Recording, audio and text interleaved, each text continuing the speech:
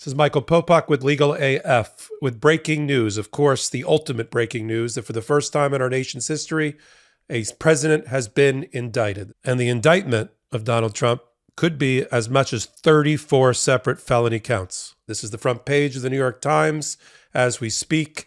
Donald Trump finally indicted by the New York grand jury, 23 members of the grand jury, meeting today, as we had predicted on Legal AF, as Karen Friedman-Agnifilo, my colleague, had predicted from her long stint in the Manhattan DA's office, that they were not meeting just to pat each other on the back before they took a hiatus for 3 weeks. They were meeting to vote in secret, the grand jury process being a secret process. And what we know now around this secret process, based on leaks that have already come out, is that the indictment is for a felony, not a misdemeanor, which means that Alvin Bragg in the Manhattan DA's office has figured out a way to thread the needle and come up with not one, but at least two crimes.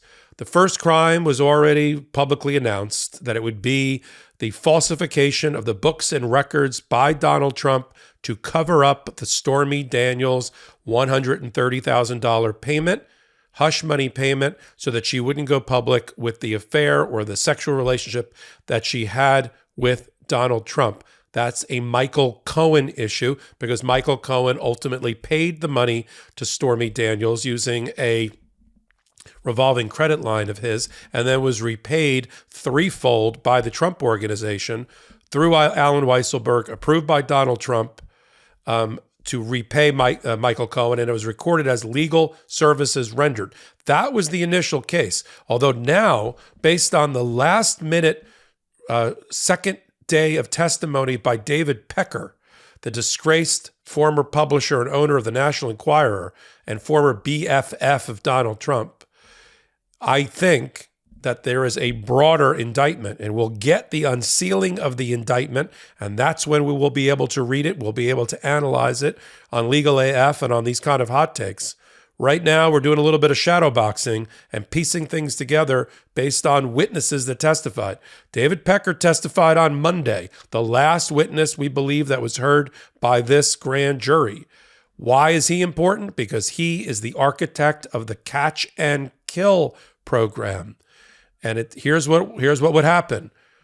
The campaign, Kellyanne Conway and others, and Donald Trump, and even Michael Cohen, when he was the inside guy for Donald Trump, would identify women who were going to go public with reports of Donald Trump having sex with them while he was married and as a candidate. Then David Pecker would have his team reach out to these women, pay them off, say that he was going to run a story about them or even a cover story about them in the National Enquirer or the Globe or any of his other periodicals, and then kill the story. So pay them, have them sign a non-disclosure agreement, confidentiality agreement, and then the story never saw the light of day. This, according to David Pecker's own testimony, which we know because David Pecker and his media group, America Media International, entered into a non-prosecution agreement with the federal prosecutors, not the state prosecutors, but the federal prosecutors 3 or 4 years ago, and had to list all of the things that they did wrong. And they admitted, in order to get the non-prosecution agreement in place with the Southern District of New York U.S. Attorney's Office, admitted that that David Pecker designed the program, had met with Kellyanne Conway and with Michael Cohen in the Palm Beach County offices of the National Enquirer. I think it's in Lantana, and they devised this scheme. And the first test case for the catch and kill program was not Stormy Daniels, but it was Karen McDougal, a former Playboy playmate who told a similar story as Stormy Daniels. She got paid $150,000. This was David Pecker's big chance to demonstrate that this could work. That was a direct payment that was made by Donald Trump and the organization in return for a confidential settlement agreement. And we believe that the grand jury now, based on Monday's testimony of David Pecker, is doing a broader investigation, which is so smart by Alvin Bragg, and I'll tell you why in a minute. Alvin Bragg is not putting all of his eggs in the Michael Cohen basket. for obvious reasons, and some baggage there because Michael, of course, pled guilty and served time related to being involved in the Stormy Daniels affair. But on the McDougal case, the McDougal example of the catch and kill program, Michael Cohen's not involved. It's David Pecker. It's David Pecker coordinating with Donald Trump. So it eliminates a Michael Cohen problem, because if you make it a broader scheme, that means you can have other witnesses testify to it who have already testified, who don't have the similar problem that Michael Cohen has as a witness. Genius. Genius if this is true. We'll know when the indictment is unsealed, but we have a pretty good sense that this is now a broader investigation, including Karen McDougal, including Stormy Daniels, who did not testify to the grand jury, but has agreed that she would testify, Stormy Daniels, at an ultimate trial of Donald Trump. Won't that be a spectacle? Donald Trump now indicted. What does that mean? Well, his TV lawyer, because it's not his day-to-day criminal defense lawyer, that's Susan Necklace. But Joe Tacopina, who's making all the rounds with on all the television shows, he's already given a statement just an hour or so ago that there will be a surrender of Donald Trump. They're not going to have to pull him out kicking and screaming through Ron DeSantis in Florida at Mar-a-Lago, where he's at. He's going to self-surrender. The Secret Service, by law, has to be by Donald Trump's side the whole time. I mean, if he goes into prison, I guess the Secret Service will say, you got it from here, Bureau of Prisons and Guards, we're out. But for every other moment, Secret Service stands by the president that they're guarding, the ex-president that they're guarding. Secret Service will take him in to the criminal court buildings in Manhattan, in Lower Manhattan. They will stand there while he is processed, just like every other common criminal. There's no fast pass for a former president. This isn't Disney. There's no secret velvet line, gold-plated room where they're going to take Donald Trump. He's going where everybody else goes. He's going to be given an identification number by the state, as any other criminal defendant is for a felony. He's going to be fingerprinted. He's going to be read his Miranda rights, his right to remain silent. He's going to be fingerprinted, processed, and brought in to a courtroom before a judge. We don't know which judge yet. Could be Judge Juan Merchan, who is the judge presiding over the criminal trial of the Trump Organization back in December, leading to a 17-count conviction. Or it could be another judge that's assigned. Usually it's random. In this case, it's probably going to be assigned by the chief judge of the criminal division of the court system, and we'll know who that is in a few days. The surrender will happen probably early next week. The arraignment will happen the same day as the surrender. He will then stand before a court. He'll be in the dock of a court. He'll have the Secret Service nearby. He'll have his criminal defense lawyer, and we'll see who else joins Susan Necklace at that side of the table. And then he will be arraigned. They will read the indictment out loud. We will know exactly which felony counts Donald Trump is being charged with at that moment. We'll report back on Legal AF as soon as we hear. Right now, we know it's felony, we know it's indictment, and we know it's related to Stormy Daniels, David Pecker, and the catch and kill program. We're likely to see Karen McDougal's name, remember that name, in the indictment as well, because she was the first Stormy Daniels before Stormy Daniels when she got her payment directly from the Trump Organization. Alan Weisselberg, you've heard a lot about him. I did a hot take on him today. He's coming out of Rikers Island, the disgraced Trump Organization CFO, after spending 5 long months there, which is a long time for a 74-year-old guy who's got his nails manicured and polished up and lived on Fifth Avenue or wherever he lived, to be sitting in probably one of the worst jails in America. You think the Jan 6 people are sitting in a bad jail in D.C. jail? Rikers will beat it. So that's where he's been. And now he's decided, with his one phone call a day, to make a change in his lawyers. He had Nick Gravanti. Nick Gravanti, one of the best criminal defense lawyers in town. Remember, the Trump Organization is paying for the legal services, the legal fees that are for Alan Weisselberg's lawyers. So who do you think's really controlling who Alan Weisselberg gets as his lawyer?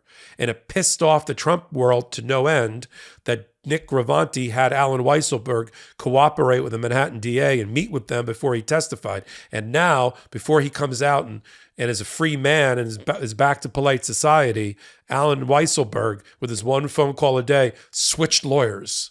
And the law firm that he got just represented Matt Gaetz and got him off the hook on the DOJ minor girl sex trafficking ring issue. So in the MAGA world, that law firm, Clayman and Rosenberg, is probably well considered. So that is where Alan Weisselberg, in jail still, has decided that he's going to go now. And why is that important? Because the Manhattan DA's office now has the honor of being the first prosecutors, Alvin Bragg, the first prosecutor to go after Donald Trump, before Fani Willis, before Jack Smith. But it's not the last thing. I think now Alvin Bragg's got a taste for this. He's already beat the Trump Organization 17-0 in December in the tax evasion case. And now he's got Stormy Daniels and the broader catch and kill indictment of the first time in 250 plus years of a president. And I think he's going for more. And Alan Weisselberg is the key. Follow the money. All money in the Trump Organization has forever, since Fred Trump, Don's father, gone through Alan Weisselberg. Really important witness. And they have him dead to rights on some other fraud that Alan Weisselberg participated in, related to appraisal fraud, loan valuation fraud, insurance fraud, you name it. And the F word's been violated by the Trump Organization, and Alan Weisselberg knows where it is. Donald Trump, worried about that, has now, we believe, put Alan Weisselberg behind a stronger, more pro-Trump person. So that's going on. That's the other wheel that's spinning at the very same time as the first time in American history that a former president is indicted. Now the Fox News people are all wringing their hands and audibly gasping on the air when they announced the indictment. Sandra Smith today on the 5, you could hear people go, "Oh my God!" Like they haven't been following the news lately about the velocity at which the prosecution has been happening. But there's also reporting that there's a lot of ex-employees of the Trump Organization who are cheering and texting each other, and they're really, really happy about it. This is not like Donald Trump was not and has never been the bastion of pious behavior and conduct and honesty. He's been the opposite. I've had a front row seat to observe Donald Trump my entire life, living in the tri-state area, living in the New York area, and watching Donald Trump as a corrupt businessman dating back to his father, as a corrupt casino operator, as a corrupt hotelier, as a corrupt celebrity apprentice, and then using that as a side grift for all of his other Donald Trump stakes, Donald Trump University, Donald Trump calling cards, and the rest. I'm not making this up. Now, this is who the Republican Party put into office, but they shouldn't be surprised that Donald Trump took his entire baggage with him and ways of operating and all of his cronies and henchmen and created a kleptocracy in the White House, and then put his hand on every burner on the stove in order to test the limits of what he would be, how people would push back against him, and try to blow through every guardrail of democracy. Or as Jamie Raskin once said, he almost accidentally toppled over, the Constitutional Republic of America. That's Donald Trump. So nobody should be surprised, and with this fake chagrin that Donald Trump, if Barack Obama was indicted for a crime, you'd be shocked. If Joe Biden was indicted for a crime, if Jimmy Carter was indicted for a crime, you'd be shocked. But Donald Trump, you're shocked if he's not indicted. I thought all this time Donald Trump was trying to get indicted for a crime because he thought that would lead to more fundraising money. He's acting exactly like a person in every jurisdiction that is trying to get indicted. And when he can't help himself, every time he tweets or social truths out, another prosecutor wakes up and grabs it off the printer, the electronic printer, and puts it in the file under Future Exhibit A. Every judge refers to his social media against him, to find against him, to find that he files meritless cases, to find that he's got criminal intent, to find that he's guilty of the defamation or the crime, and yet he doesn't stop. And the lawyers around him, of course, can't stop him, which is why everyone's going to wake up tomorrow morning, for those that read a written paper, a real newspaper, to a front page headline, worldwide, Trump indicted, in 40-point font on the cover of every newspaper around the world, just like it is an electronic version right now. So let's summarize.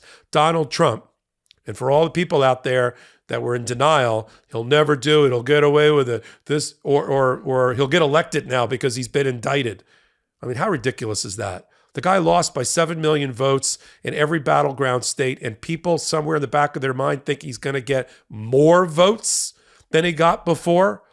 This leads to an accretion of more votes in his favor? I don't think so. But in any event, what's the headline? Donald Trump indicted. It's a felony. Meaning the Manhattan DA's office has figured out how to link the books and entry fraud that it was listed as. The payment to Stormy Daniels was listed as a legal expense reimbursement for Michael Cohen. That's fraud. That's tax evasion. That's money laundering. That's cover-up. That's election fraud. And if it is all those things, they've got their second crime, whether misdemeanor or felony. And now it's a felony. 2 crimes put together, misdemeanor, even misdemeanor, equals a felony in the state of New York. And that's what Alvin Bragg, that's the puzzle, the Rubik's Cube, that Alvin Bragg and his people have solved, because it is a felony indictment. Now, if it's what we think it is, each count will be up to a 4-year sentence. Doesn't have to be. It's not mandatory. There's no mandatory minimums in the state of New York for these types of crimes, but it'll be up to 4 years. So, honestly, the guy could get a year in not in Rikers Island, but in a New York State jail as a result of this. So all of these people that are on network television, and all the Republicans and everybody else who's complaining this is a travesty. And Chris Kice, the lawyer for Donald Trump, one of his many lawyers, said this is the lowest point in the history of U.S. criminal justice system. He obviously did not study very well in law school, or all of the shameful decisions that have been made in criminal justice, usually against people of color, since our formation. But having said that, that's the headline. Okay, so the United States of America was on a 90,155-day streak of no indicted presidents. That streak ended today with the indictment of Donald Trump by the Manhattan DA's office and Alvin Bragg for the Stormy Daniels catch and kill cover-up payment scandal. Arraignment and surrender probably early next week. Booking, fingerprinting, maybe handcuffs, maybe not, depends on the Secret Service. Fifth Amendment rights, arraignment in front of a criminal judge, assignment of a criminal number in the state of New York system, and then back out the front door, because he's probably going to be released on his own recognizance. Once he does that, we know what happens next. He's going to do a makeshift press conference on the steps of the courthouse, and then be whisked away into a waiting SUV protected by the Secret Service. That's what we're going to see. That's what we're going to follow. I do hot takes like this about once every day at the rate and the velocity at which the wheels of justice are turning. I'm doing them about once every couple of hours. On Wednesdays and Saturdays, we curate all of these top stories at the intersection of law and politics, and I co-anchor a show called Legal AF on the Midas Touch Network with Karen Friedman Agnifilo, who just happens to have been the number 2 prosecutor in the Manhattan DA's office for 30 years, and Ben Meisalis, civil rights lawyer extraordinaire and co-founder of the Midas Touch Network. If you like what I do, you can watch those hot takes, and you can follow me on all social media, including Twitter, at MS Popok. This is Michael Popok with the most amazing breaking news of the indictment of a former president, Donald Trump, today. And I'll see you on Legal AF. Lock him up! Indictment season is upon us. Celebrate with the new Indictment Season t-shirt and v-neck exclusively at store.midastouch.com.